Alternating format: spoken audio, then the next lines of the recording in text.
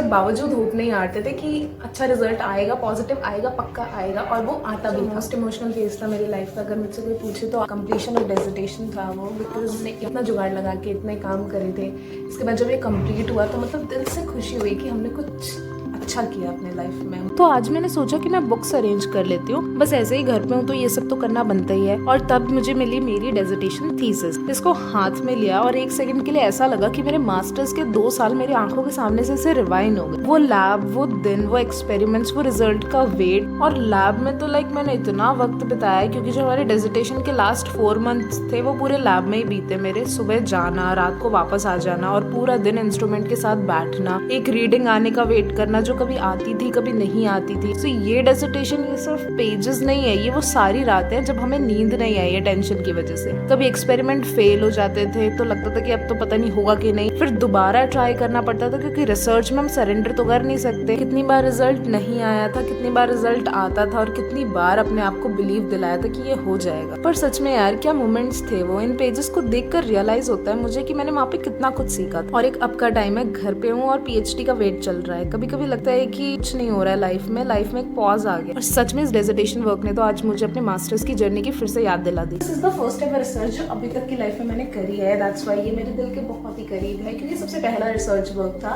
And I hope कि आगे भी बहुत सारे ऐसे मेरे रिसर्च वर्क्स आएंगे।